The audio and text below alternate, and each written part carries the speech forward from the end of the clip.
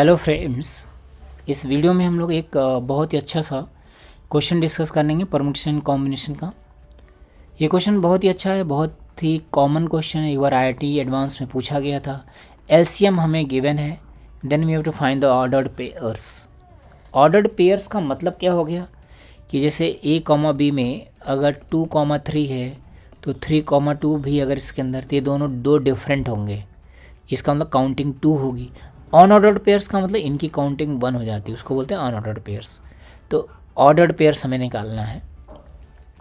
कह रहा है LCM of A and B is 2 to the power 2 into 5 to the power 4 into 11 to the power 4। इसका LCM ये दे रखा है। अब जैसे मान लीजिए इसको एक एग्जांपल से समझें।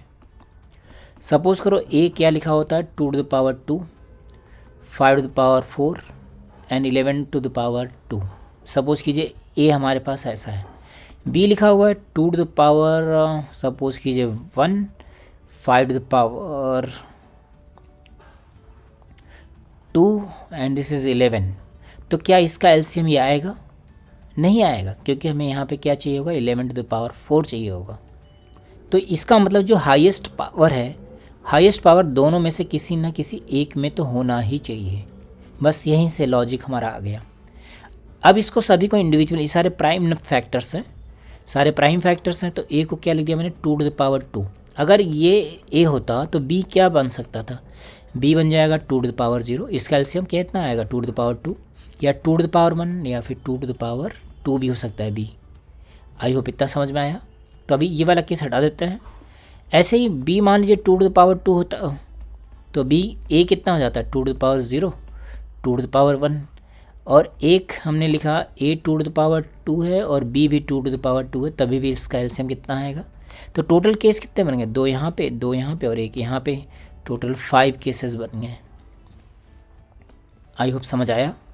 देन इसी तरह से मान लीजिए ए कितना होता, 5 to the power 4 होता, तो बी क्या हो जाता, 5 to the power 0, 5 to the power 1, 5 to the power 2, 5 to the power 3। एक और भी लिखते थे 5 to the power 4। सारे केस आ गए यहाँ पे। ऐसे बी लिखा हमने 5 to the power 4, तो ए कितना हो गया 5 raised to 0, 5 raised to 1, 5 raised to 2, 5 raised to 3। ये वाला केस हमने एक बार काउंट कर लिया, दोबारा काउंट नहीं करेंगे। तो टोटल यहाँ पे कितने बन गए? यहाँ पे हो गया 5 इंटू 5 + 4, 9 केस हो गए यहाँ पे। ये और के साथ में आएगा, या तो ये वाले केस होंगे या तो ये वाला होगा। देन अगर a 11 to the power 4 है तो b क्या हो जाएगा 11 raised to 0, 11 raised to 1 से लेकर के 11 raised to 4 तक। तो यहाँ 5 केस हो गए हैं। अगर b 11 raised to 4 होता तो a क्या हो जाता 11 raised to 0 से लेकर के 11 raised to 3 तक। तो टोटल कितने केस? यहाँ पे भी 9 हो गए। अब ये जो आपस में ये एंड के साथ होने चाहिए। एंड के साथ क्यों?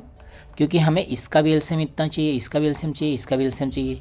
तो हमें बेसिकली ये तीनों एक साथ चाहिए। तो इसका मतलब total number of ordered pairs कितने हो जाएंगे 5 into 9 into 9, that is 81 into 5, that is 5405। यही आंसर हो गया फ्रेंड्स। तो एलसीएम वाले क्वेश्चन हम लोग इस तरह से सॉल्व कर लेते हैं।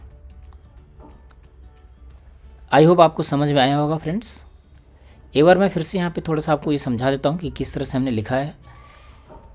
अब हम यहाँ पे इंडिविजुअल, देखिए सारे प्राइम फैक्टर्स हैं, इसका इसके साथ में कोई लेना देना नहीं है, ठीक है। इसकी वैल्यू मैंने फिक्स कर दी। हम चाहते हैं कि एलसीएम 2 to the power 2 आ जाए, तो बी को क्या लेना पड़ेगा ये।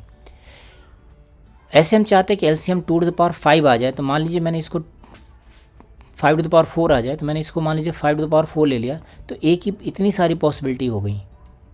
इन दोनों का एलसीएम लिखेंगे तो क्या आएगा 5 to the power 4 ही आएगा। इसी तरह से हमने सारे लिख दिए और बीच में एंड का साइन लगा दिया। आई होप समझ में आ गया होगा। Okay, thank you friends.